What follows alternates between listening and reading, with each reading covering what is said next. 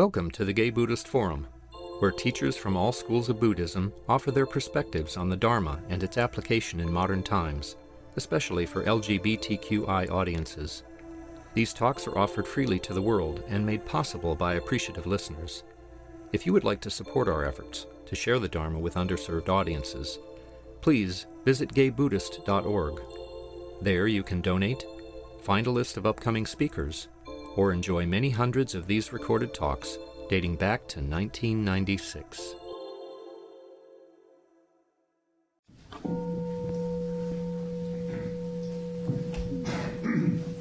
Welcome back. At this stage, our tradition is to go around the room and introduce ourselves, and then I'll get to introduce our speaker of the day.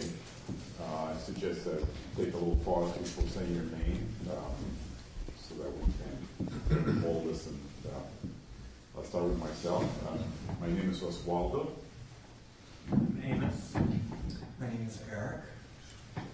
My name is Terry. My name is Michael. I'm David.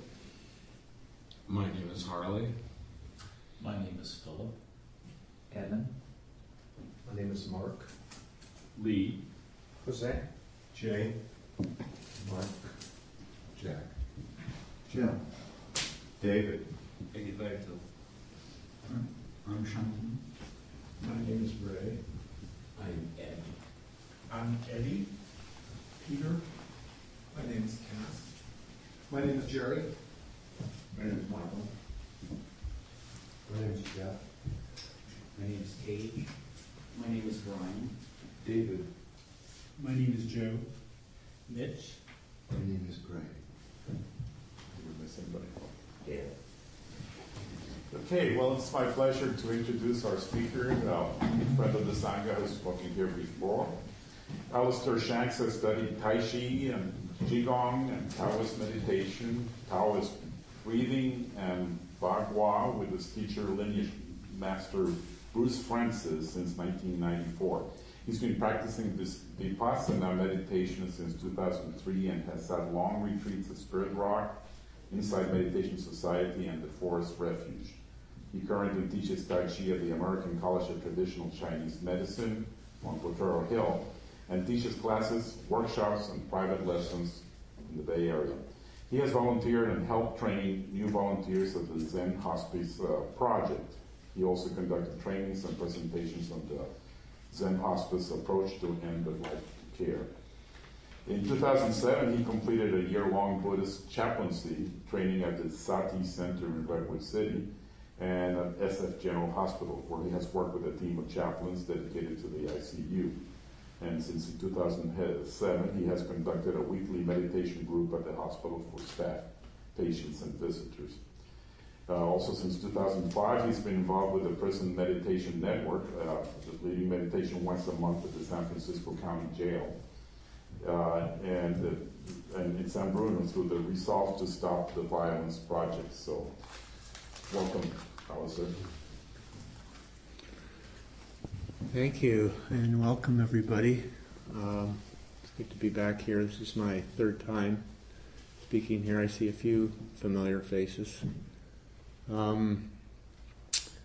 I would like to begin by, I know that some of you here knew my friend Roger Pinnell, who was a member of the Sangha for a while. And Roger died in April of this year in San Diego after about 3.5 years with lymphoma. So I would like to dedicate this talk to Roger and to his memory. I miss him. I miss his presence on this planet.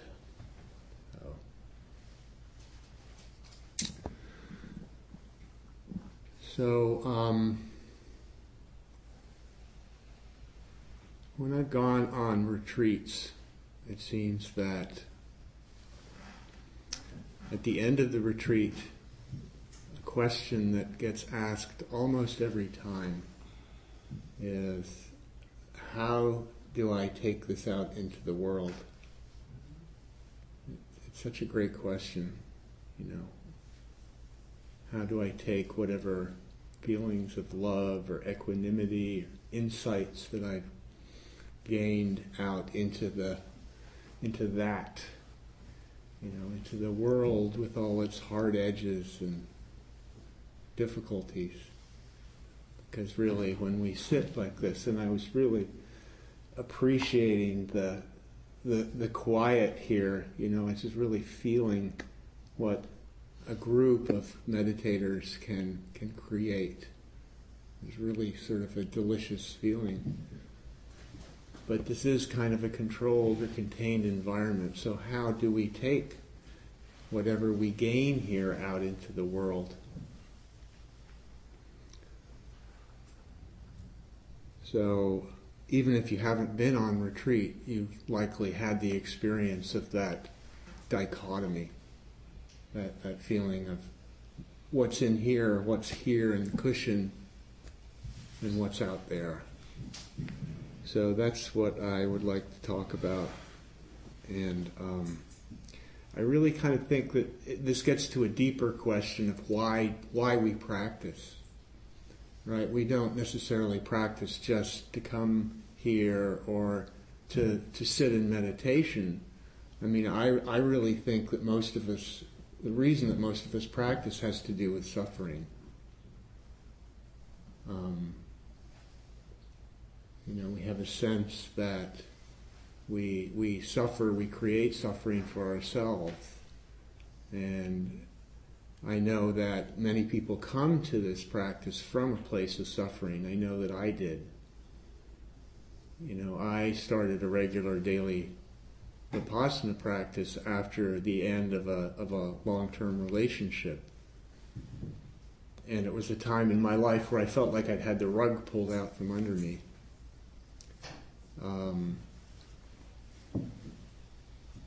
Everything that seemed solid and reliable didn't seem that way anymore. And I think that's what loss does to us, whether it's a relationship or a death, any kind of really intense loss can bring on that feeling. For me, it was sort of like this veil had been pulled away, and I could see with this kind of startling clarity that things were not how I thought they were. They weren't as real and as solid and as reliable as I really believed them to be.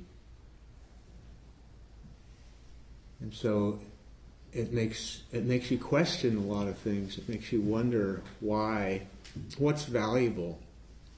It makes you look at what it is that you really want, what's valuable in your life.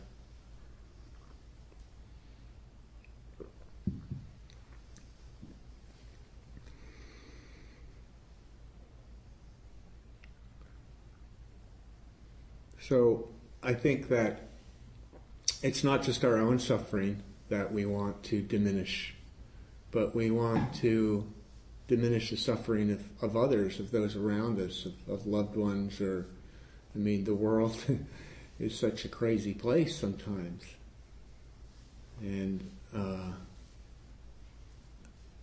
what I feel is that we want to go out there and not have it be quite so crazy. We want, through our own efforts or presence or practice, to maybe create ripples that diminish some of the suffering. So this is the topic of my talk, of how do I take this into the world, but I decided to title the talk Welcome Everything, Push Away Nothing. And that is actually comes from the Zen hospice work that I've done. It's one of the 5 precepts of Zen Hospice Project. One of the ones that really resonates with me, that I really use in my own life, and really just encapsulates this idea that we have to embrace everything, both the good and the bad, in our practice. And of course, out in the world, there's a lot of bad. There's a lot of loss and pain and change and suffering. So some of you may have heard this, I'm sure you have. It's a Buddhist proverb that pain is inevitable, but suffering is optional. So physical pain is a fact of life. We have bodies. We're going to experience physical discomfort and pain. It's part of the deal of having a body. And emotional and psychological pain is inevitable. Because everything's changing and we lose things. We lose people. So the question is how do we carry that? How do we use that? Can we use that?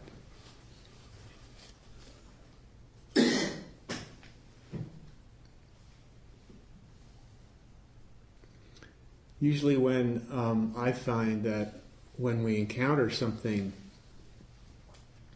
that really knocks us off balance, something really challenging, our tendency is to run away. We want to push it away or not confront it or not feel it in some way. And whether this is, feelings of loss and anger, disappointment, envy, fear, all of the things that we encounter, it's very easy to want to run away from that. And it seems almost counterintuitive to move toward it. But that's one of the ways that we can work in the world, is to move toward our suffering. It's really the source of most of our addictions, is this tendency to want to avoid, to run away from our difficulties or our suffering.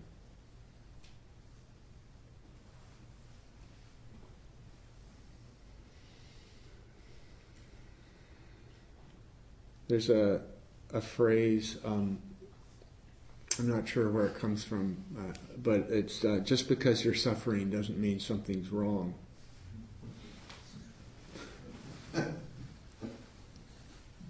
We tend to think that if we're experiencing a hard time, that something's gone wrong, and yet this is just the way life is.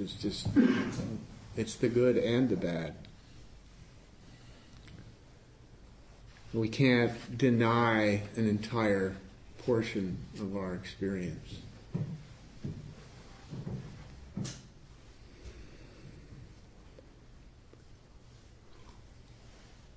So what I thought I would talk about in relation to this is how to practice in the world was mindfulness. Mindfulness is so basic. And I constructed all these, categories and almost like a lists of what ways that we could practice in the world. But what kept pulling me back was something else. Was what kept coming up for me was the quality of heart. An open heart, quality of vulnerability. And so I'm going to focus on that probably more because I think it's so important, and it's such an available way to practice in the world, is with our hearts.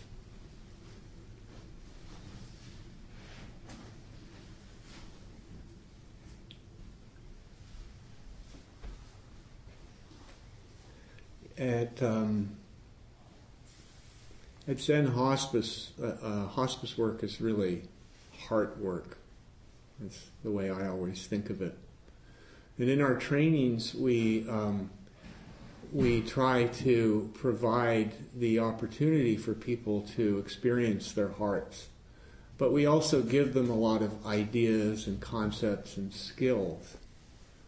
And it's easy to sort of get lost in that. And so at one point I started using the phrase in my mind and sort of repeating it to people when they started to struggle with some of the concepts or ideas that they thought they were trying to absorb, it's all about the love, baby. So I try to keep that in mind as much as I can.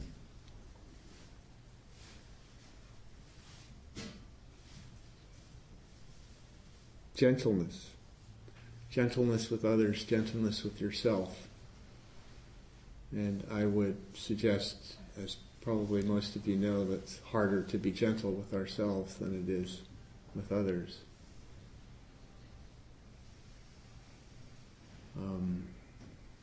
We need to hold our bad and our good with equal amounts of compassion and love.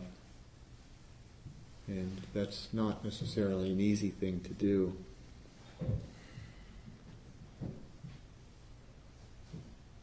So there's another phrase that comes up for me that I try to think of, is to take my armor off. Because we all, especially out in the world, we all walk around with our hearts protected. We put armor on. And it's a scary place to be, to be vulnerable, to be really open-hearted, to be defenseless.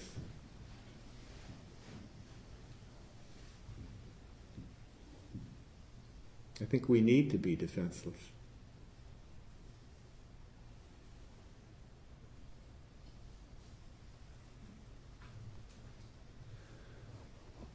One of the most helpful things for me around issues of the heart that I was told by a teacher at Spirit Rock one time is, when you go on a retreat, you have these moments where your heart opens and you're just completely in love with everybody, and then the next day you're back to, judging people, and they don't like the way they eat, or they're taking too much food on their plate, and that can be very painful. And I asked the teacher, I said, what happened? My heart was so open, and suddenly I'm back to this judging, horrible person. And he just said very simply, the heart opens and closes. It has that cycle, and I think that's a really important thing to remember in trying to be gentle with ourselves, is that the heart opens and closes. We can't be, the Dalai Lama. I heard a story. Another teacher told this story recently at a sitting group, and there was this guy who started a Buddhist practice and was feeling really good about it, and he went home and he, like everybody, has difficult relations with his family, and his mother happened to be a very difficult person, and so the first couple of days things were okay, and then he got more and more irritated with her until finally he just blew up. And she just looked at him and said, "You're nothing like the Dalai Lama."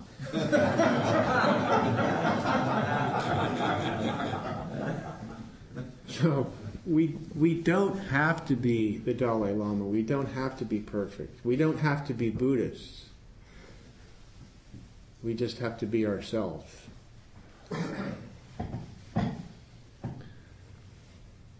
I was at a retreat one time at Spirit Rock. It was a long retreat, and I hadn't been sitting cross-legged very long, and so I needed a cushion under my knee. I think maybe I had one under each knee. I don't remember. But there was a woman sitting next to me who had constructed this. She had 5 or 6 cushions. She constructed a palace of cushions for herself, which was fine. That was okay. But I noticed that, I would go to lunch and I would come back and one of my cushions would be gone. She'd added another cushion to her Taj Mahal. And so I wrestled with this. I became almost enraged about this, and I sat there and this was before anybody had come into the hall, and I was like, okay, I'm gonna take all of her cushions. Like I devised these strategies how I was gonna get back at her. And suddenly something happened, and I realized I started to actually feel the pain that I would inflict on her by doing that. Like a barrier just dropped. And what I felt was I felt my own vulnerability and pain, and I could feel completely and utterly that it was no different than hers, that those two things merged. And I actually started weeping. And I realized that this was something that I couldn't do. And this is not the sort of thing that you can necessarily walk around in the world like that all the time, but the heart does open and close. And we can look for those moments. We can try to cultivate that sort of fluidity. I think that's a good word for it. I think we're much more fluid than we think we are. We're not these locked-in structures. We're always changing. We always have the ability to move and change.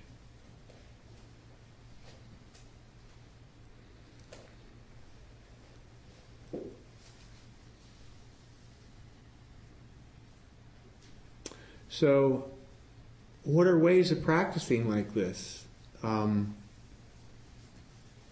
Really, mindfulness is key. We have to be aware of what it is that we're doing. We have to begin to notice what our patterns are.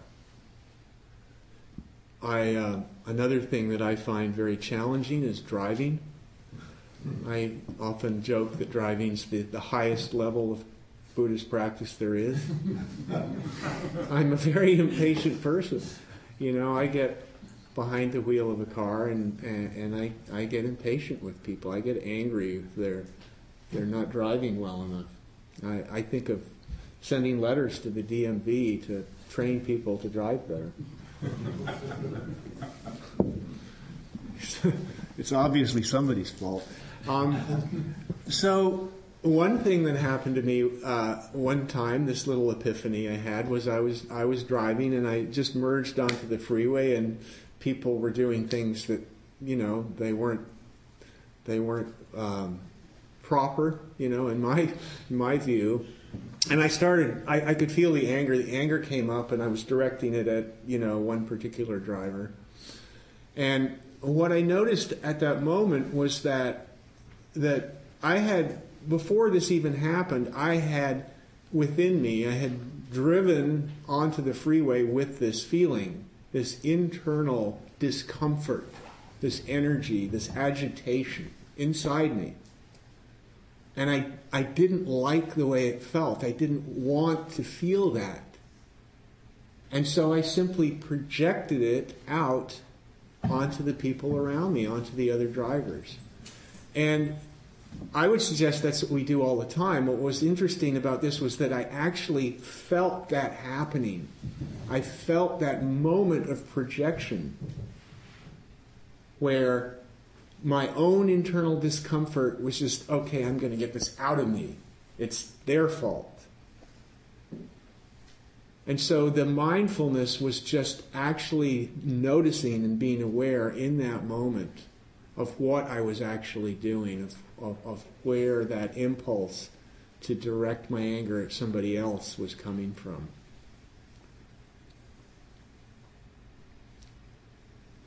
Pema Chodron, who's a teacher that I like very much, she has a phrase, "This moment is the perfect teacher." And I think that's something that's useful to carry around the world, is that whatever we're doing, wherever we are, that's our opportunity to be mindful. There is no other moment besides this one. This is our moment right here and right now to be mindful. This is our opportunity to wake up.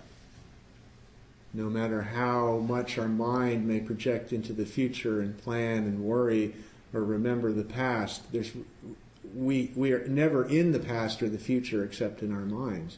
We are only ever here right now in this very moment. So here's another quote from Pema Chodron that I think is just kind of puts it in the best way possible. Mindfulness is loving all the details of your life.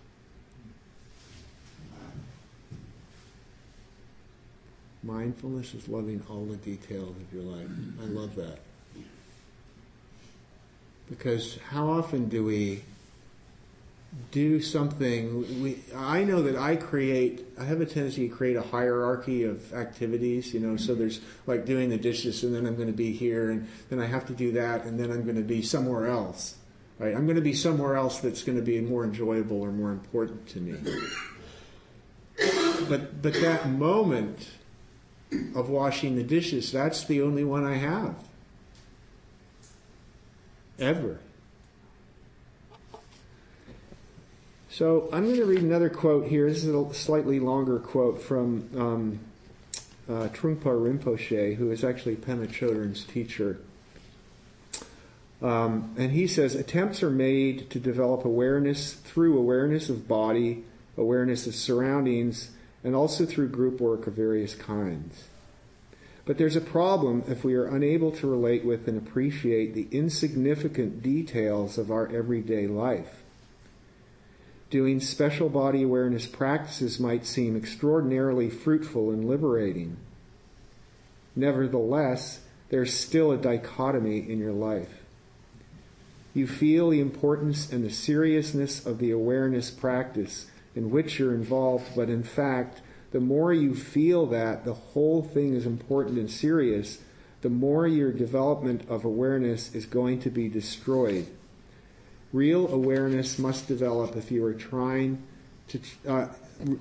real awareness cannot develop if you are trying to chop your experience into categories and put it into pigeonholes. So that just basically says the same thing, is that we cannot... As useful as a lot of practices are, whether it's sitting meditation or walking meditation or Tai Chi or whatever mindful practices you may have, it's every moment. It's not just the special practices. It's everything. It's the whole thing. So there's not a separation between our practice and our life. Our life is our practice. Every moment is our practice.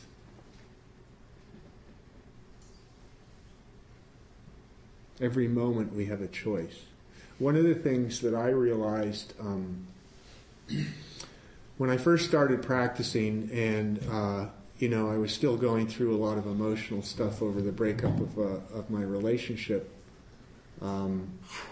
was that I started to notice, for instance, again, my impatience, which is something that seems to be coming up a lot today, is I would stand in line, at a counter to order food or something, and I would get impatient with the people in front of me. And then when I got to the cashier, I would have this kind of agitated energy. And what I realized was that, that was a choice, and that had never occurred to me before. Is that I was making a choice to be agitated, and that furthermore, I had the choice to make that interaction with the cashier, which may seem really insignificant, I had the choice to make that quite friendly and generous and open and wonderful, and maybe make them feel a little better about their day for a few minutes. Or I had the choice, the opportunity to be kind of tense and distracted and upset and project that onto them and make them maybe feel a little bit more diminished. So just one simple interaction like that, is a choice that I realized I was making each time. Each time I was projecting my impatience or my anger onto somebody, even kind of subliminally, that was something that I was doing to somebody else.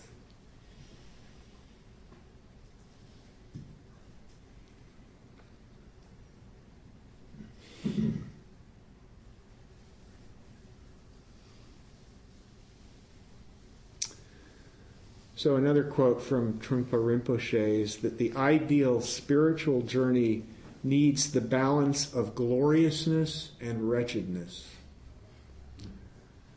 So again, we see these two, the good and the bad, the wonderful, heart-opening moments, and the clinging to our attachments and our ideas of the way things should be, our expectations. I think that expectations are a really enormous part of that. If I'm impatient, my expectation is that the world's going to open up and accommodate me in any way that I want, right? If I have an expectation and it's not met, I'm going to be disappointed. And actually, there's another good quote. Well, here, I don't want to read too many quotes. So I do want to have a talk about this stuff, because I think this is such a rich subject, and I'm really interested to hear what people have to say about this. So I'm not going to talk much longer.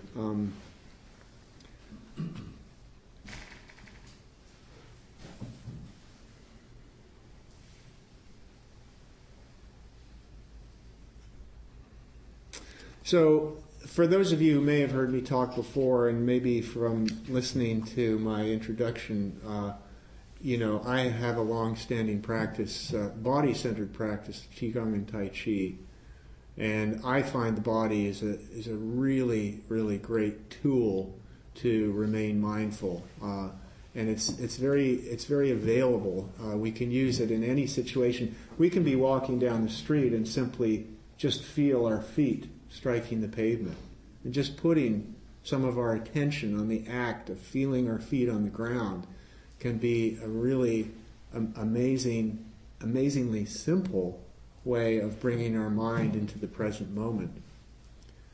Every sensation, everything we feel in our body is occurring in the present moment. It's not a projection of the mind. So that in that way, it's a really useful tool. And I sometimes like to keep the phrases in mind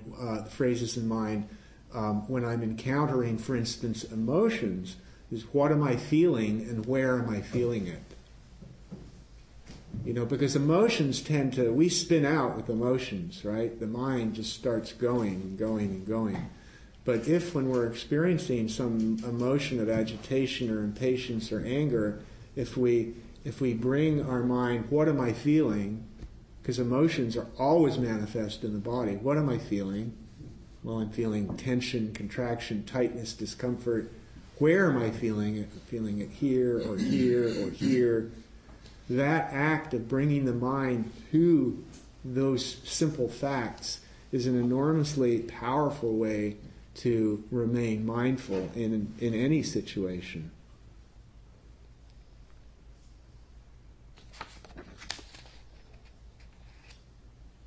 So I think that I'm going to open this up to a discussion in a moment. And again, I mean, I want to repeat this quote. Mindfulness is loving all the details of your life. Welcome everything, push away nothing. And the last thing I want to say is from Thich Nhat Hanh, is smile, breathe, and go slowly. Nice and simple.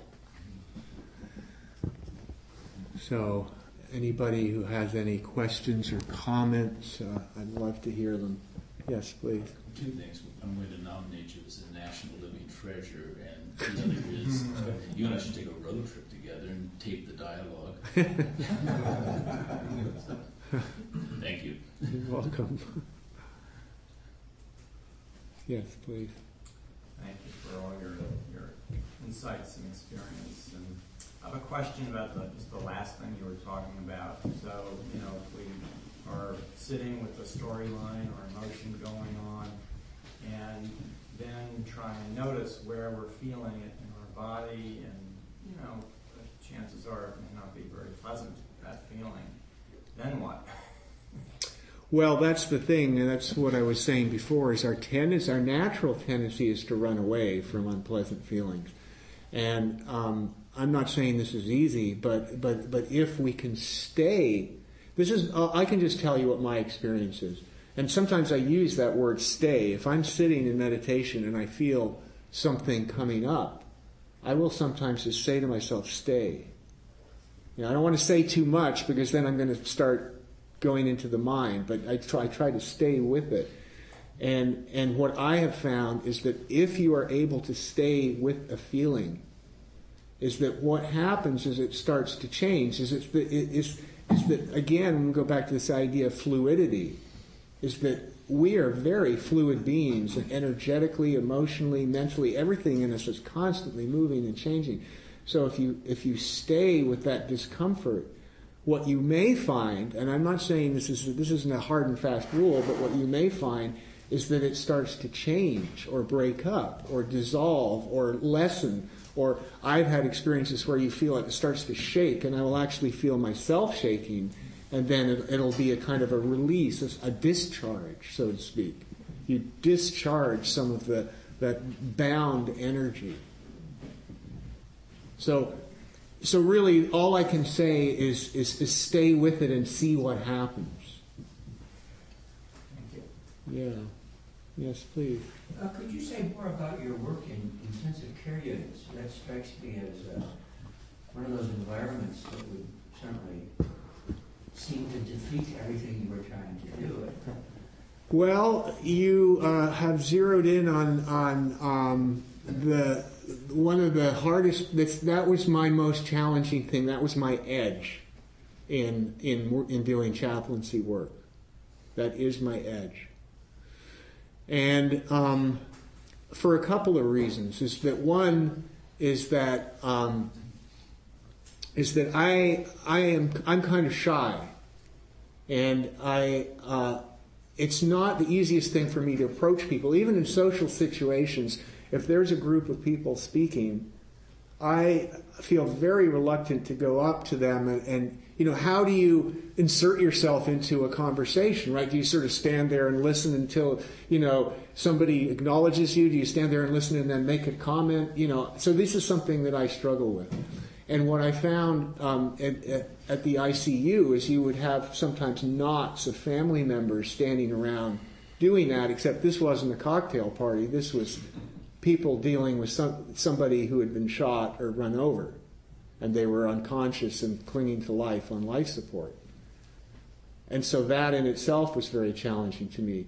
The atmosphere, it's a locked ward, so you have to have a code to get in, and the atmosphere in there is very intense, and so even the staff members they're very focused on what they're doing.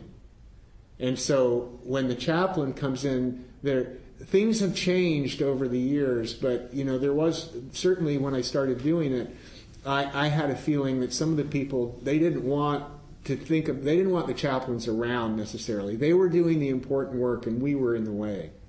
And so there was that feeling of being a little out of place. of not belonging.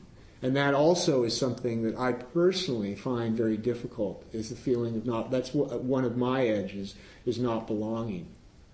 And so really all I can say about it is that this is how you do spiritual work, is you bump up against your edges, you bump up against your difficult, uncomfortable areas, and you try to see them, you try to embrace them or feel them.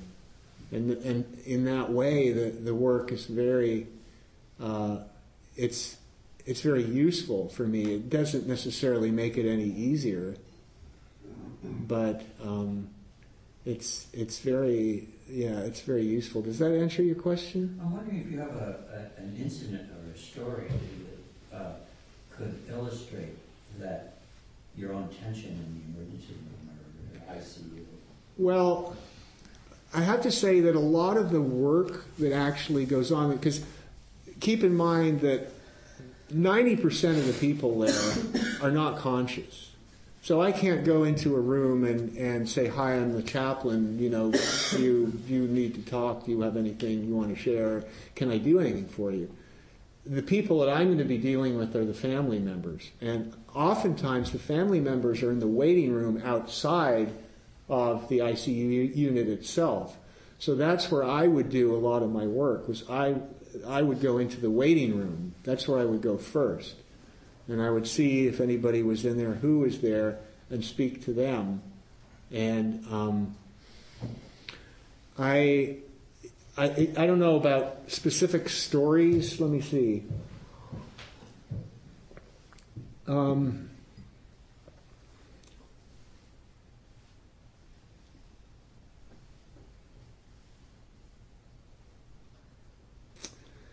Yeah, I don't feel like any of the stories that I could share have anything that, illuminating to contribute. Some people were very open to my presence. Some people were not so open.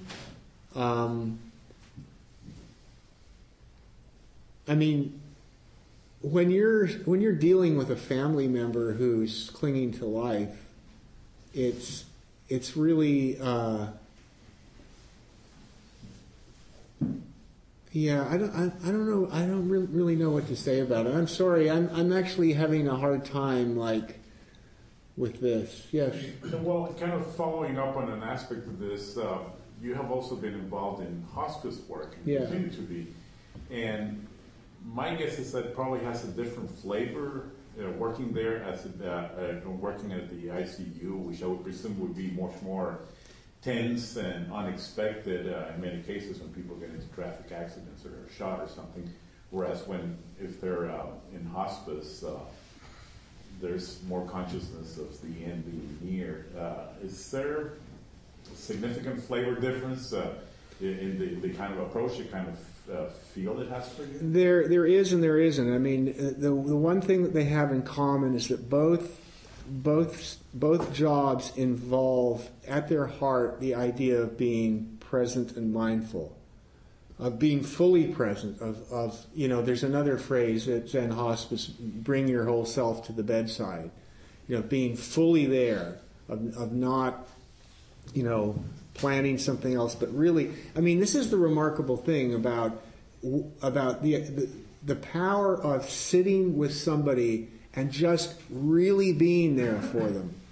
Because anybody in the hospital, even whether it's in hospice or in the hospital or the ICU, that everybody that somebody who's in there, everybody they deal with is task oriented.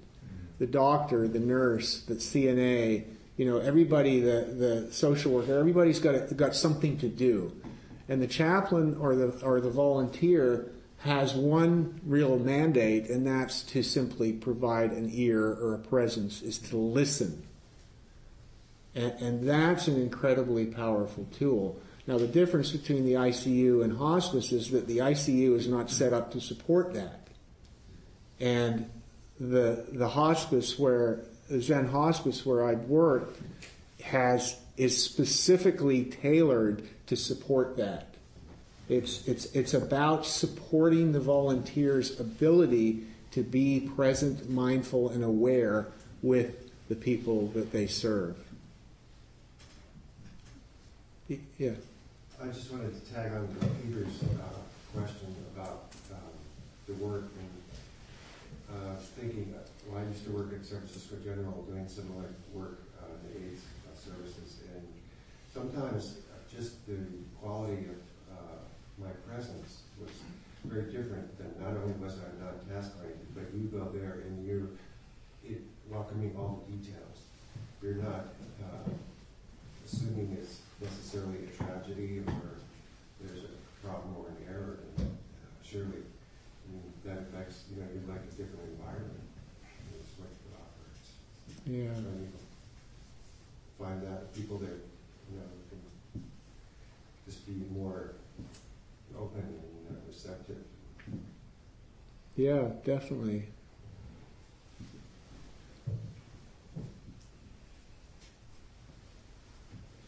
Yes. Me? Oh, he had his hand up first, so I'll take. I'm just curious what, and this distinction, which I think is very valid between inevitable suffering and optional, inevitable pain and optional suffering. When people read a book that they know is going to upset them, and go to a movie that they know will, terrify or make them weep, or what's the function? I mean, I'm guilty of all those things. What do you think's going on there? Is it just people like more experience, or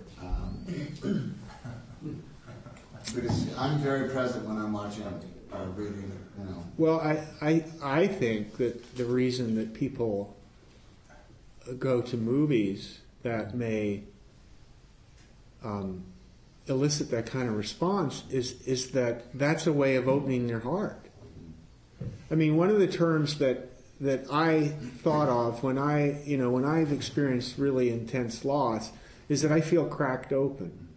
Your defenses are just gone, and you're in this really shaky, vulnerable, almost like a newborn state where you can't protect yourself the way you normally do. You're cracked open, and that feels like a scary place to be, but it also feels like a wonderfully connective place to be. And I think that's the important thing, is that opening our hearts puts us in touch with a reality about who and what we are that we normally don't see. And I think that's the reason people like to go to movies that make them sad, is because they suddenly feel in touch with that true, deep, genuine, vulnerable, fragile part of us that we all have. I mean, our heart, that's what our heart is, and we all have it, no matter how hard-ass we are. We all have that. Thank you. That's helpful. Yes, please.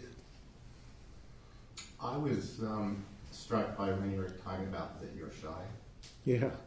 And because I have a similar opinion about my own behavior. So I'm wondering if that's improved over the years with this, or if it's still a big deal for you, and what have you learned about that, and have you come to any conclusions about that? Wow. Well, it hasn't gone away. I think that I'm going to go back to Pema Chodron again, because she has these images and metaphors. She talks about her teacher told her that when she was having a really hard time, the metaphor was used of waves. It's like getting knocked over by a wave, and you're tumbled around, and you've got sand in your ears, and you're coughing up water, and you get up and you get knocked over again. And over a period of time, the waves just seem to get smaller. They don't go away, but it doesn't hold the same charge anymore. And I think that my own experience has been that through mindfulness and just awareness of what the process is, bringing my attention to it, is that I'm less affected by it. I'm less likely to react. That I still feel it, but I don't necessarily. It doesn't necessarily stop me from doing something or affect me. But it still can feel like sort of taking a leap into the unknown. I think maybe the thing is I'm just more willing to do that than I used to be. I don't know if that's an adequate answer, but that's, I think, the best I can describe it.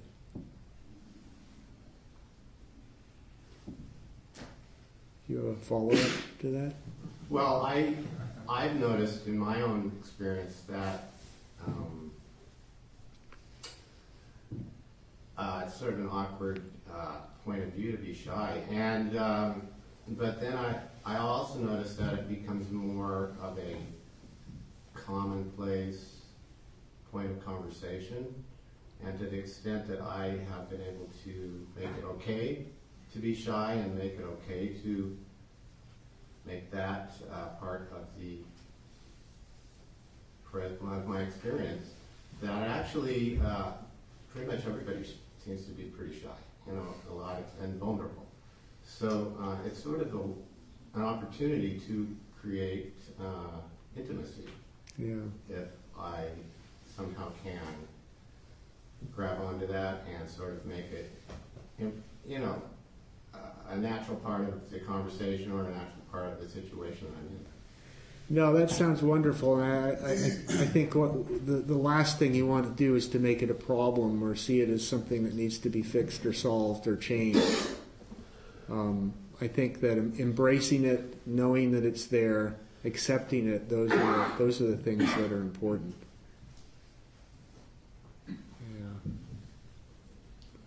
One comment I wanted to make also about your talking about the bodily sensation that goes along with specific emotional states. Yeah. And I have found that I'm nowhere near where I would want to be in applying that or focusing on those moments and what's happening. But I've heard it here before, and I've tried to apply it. I've applied it rather successfully at times. And it was really quite a revelation for me to feel right here, and exactly how it feels, and watch it change, and bypass something that I could have said or done that would have been harmful. So, I appreciate that you're mentioning that one. That certainly has been That's wonderful. Thanks for sharing that. Yeah, I think when we withdraw our energy and attention from our mind, from up here, and put it in here, that's a very powerful tool. It's a very powerful thing to do. And it's fairly straightforward and simple if we remember to do it. And it does change. It fades. Yeah. It changes. It's not necessarily fading, but it's something that can be paid attention to, but it's there. Thank you for mentioning that. Yes. Do you have a strategy in traffic Actually, there's one thing that I do that would fit that category, and so a lot of times if somebody goes zooming past you or cuts you off, or they're really they're right behind you and then they zip around you. Those are the ones that I, normally have some choice words for in my mind.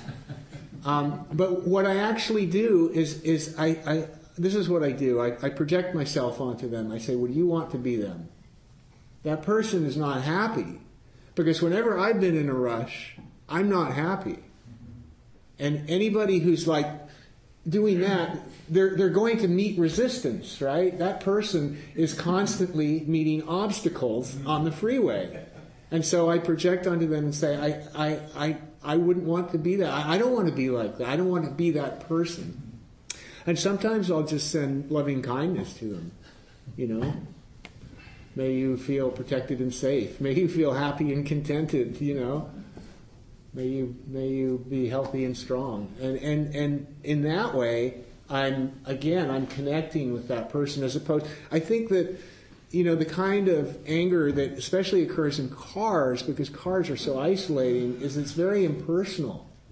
Right? It's we don't see the person. Have you ever had this thing happen where, you know, you get pissed off at somebody and then you pull up beside them and you look at each other, right? And you kind of go, it's very hard. It's much harder to maintain that kind of like callousness face to face than it is when we're ensconced in these big, huge steel vehicles zipping around, kind of projecting onto each other like, get out of my freaking way. So, yes.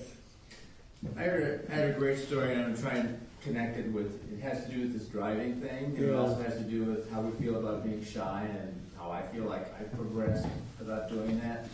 And one thing is I heard this great story once about, you know, you're driving on the freeway and somebody cuts you off, and then you watch them cut somebody else off, and you think, God, what a total asshole, and all this stuff is like running through your mind, and you don't really want to admit that you feel it, but you think, I could see this person in an accident at about a quarter of a mile, and I would look over and go.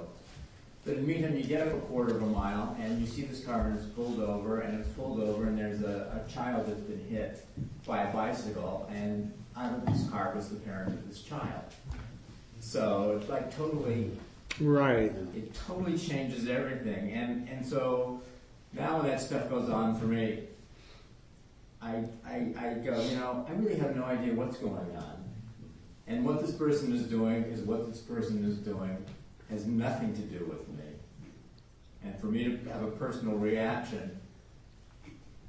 So that helps me sort of like ease into and breathe and let that stuff happen and not react to it with that kind of judgment and intensity. And that intensity is personally costly to me because it revs up a lot of negativity. And it's the same thing about being shy. I mean, I'm still shy. I was shy when I was younger, and I'm still shy when I go into a crowd. And, you know, but I'll walk up to a group of people thinking, you know, you really don't know what's going on or what's going to happen. But I could get pushed over, like that wave experience you're talking about. You get pushed over and you really get rumbled. But now I can go into a situation like that, and I may get rumbled, I may get hit by a wave, but it's not going to toss me the way it used to toss me before. You know, and you still open yourself up to maybe an experience that you might ultimately find engaging that you would have missed if you would have pulled back. So it's not that the resistance or the apprehension ever really goes away, but the fact that when you don't really know what's going on, it's just your reality, really, that you're responsible for. And two, if you get rumbled, it's not going to be as big a rumble.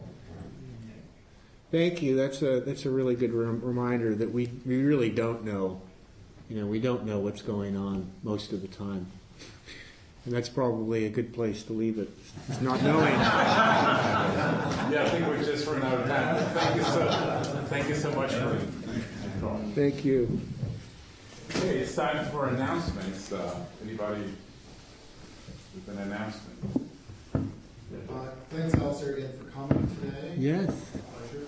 Next week, a lot of us will be on retreat, but there will also be a lot of people here. I believe we've always been successful when we go on retreat, and we'll be having open discussion.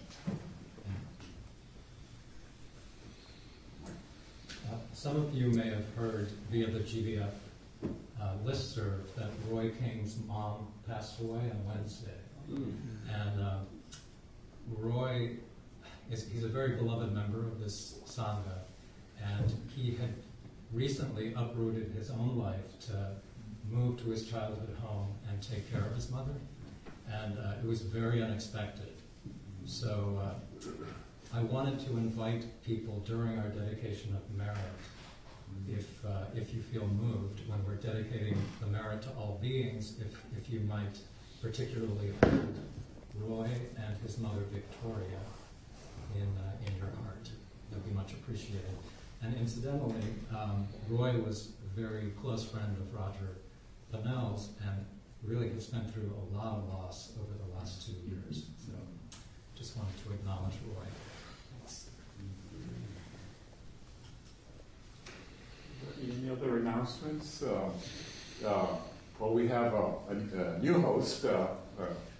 June Gleaver here. And if I stand up, I'll pass out. So just, there are snacks out there. I have field ripened, hand picked heirloom peanut butter cups from.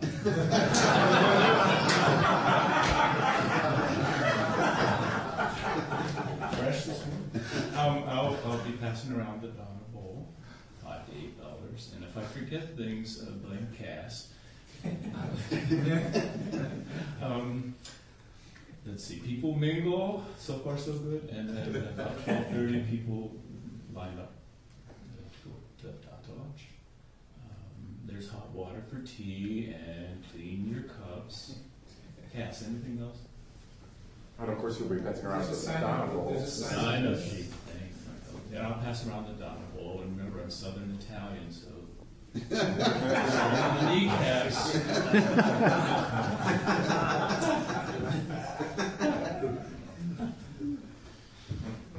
Okay, so it's time to do the dedication of our debut.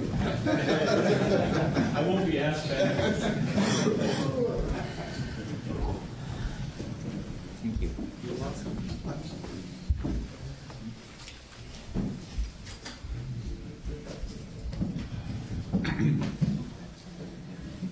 By the power and truth of this practice, may all beings, and in particular Victoria, have happiness and the causes of happiness.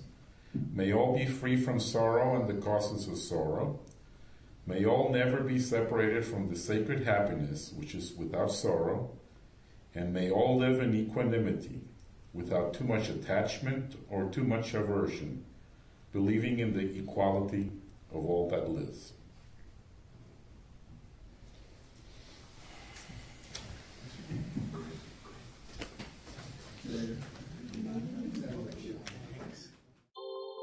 Thank you for listening to the Gay Buddhist Forum.